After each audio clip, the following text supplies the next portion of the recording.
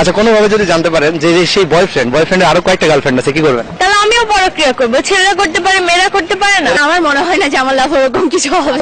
আর change করার চেষ্টা করবো। তুমি যেভাবে হ্যাপি থাকো থাকো, বাট আমি তোমার সাথে থাকতে চাই না। ছেড়ে যাবো, থাকতেই পারে না।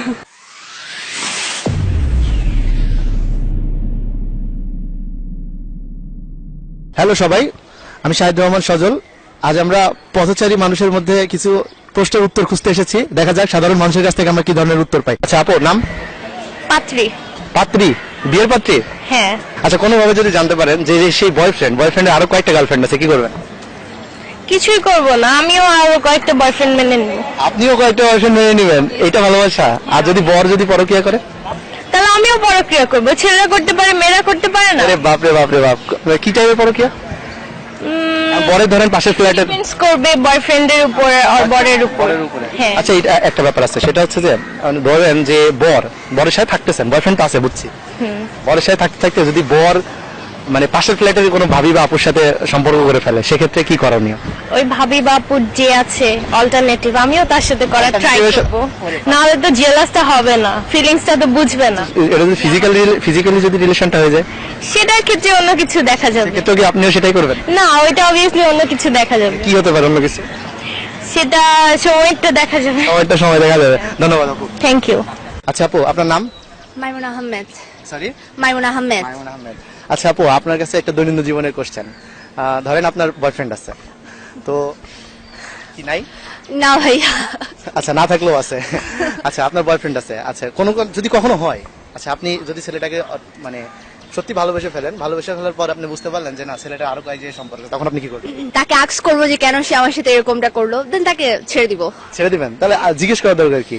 না, তাকে আমাকে আক্স করতে হবে যে সে আমার সাথে কেন আগে এটা করলো, আচ্ছা সেজন্য। আচ্ছা, এই জিজ্ঞেস করাটা কি খুব দরকার? এমনও তো হতে পারে যে আপনি তারা ছেড়ে দিলেন সরাসরি, আপনি জানতে পারার পর।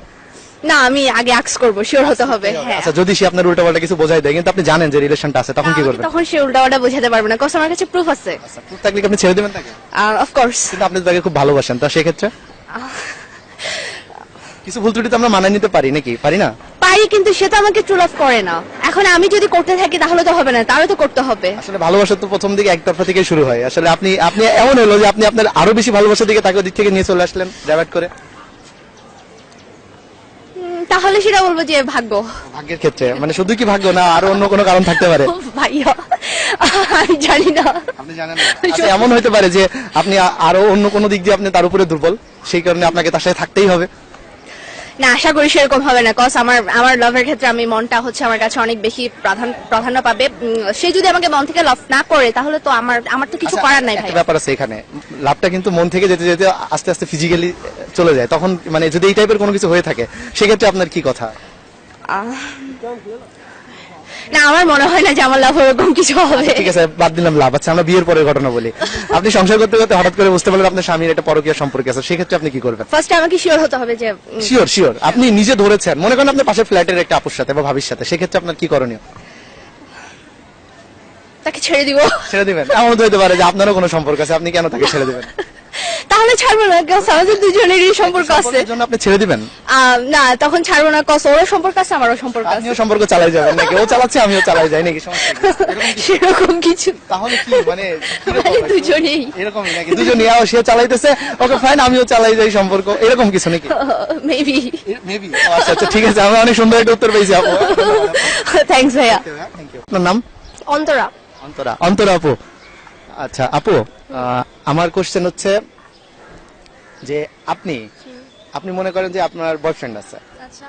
আচ্ছা আপনি হঠাৎ করে জানতে পারলেন যে আপনার বয়ফ্রেন্ডের আরো কয়েকটা গার্লফ্রেন্ড আছে, সেক্ষেত্রে আপনার রিয়াকশনটা কি হতে পারে? যার যার লাইফ, মানে তার চিন্তাধারাটা তার সাথে থাকবে।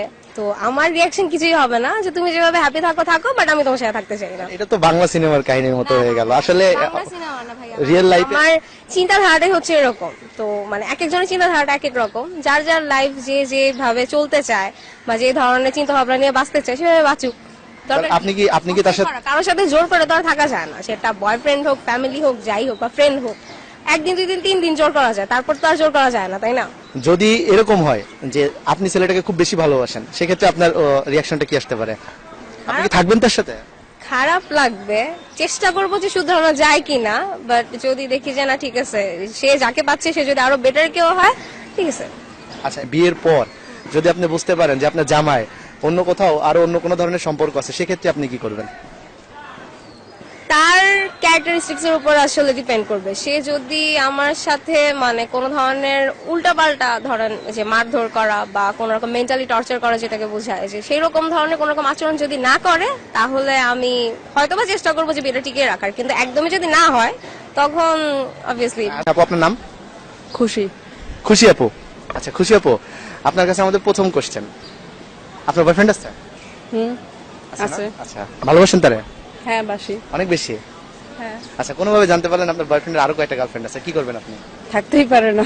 থাকতেই পারে না? আচ্ছা, মনে করেন আছে, তখন সেই ক্ষেত্রে আপনি? আমার বিশ্বাস যে থাকবে না। এটা তো বিশ্বাস, মনে করেন আছে, তাহলে কি করবেন? তাকে তো ছাড়বো না, কারণ তাকে ছাড়বেন না? ভালোবাসি। তার ভালোবাসেন, মানে দুর্বলতা, অনেক বেশি দুর্বলতা তার প্রতি। সেটা কি মানে মেন্টালি না অন্য, মানে আরো ডোন্ট মাইন্ড ফিজিক্যালি, এই টাইপের কোনো কিছু? ফিজিক্যালি মেন্টালি দুটাই। দুইটাই, ফিজিক্যালি মেন্টালি দুইটাই, সেজন্য তাকে ছাড়া যাবে না?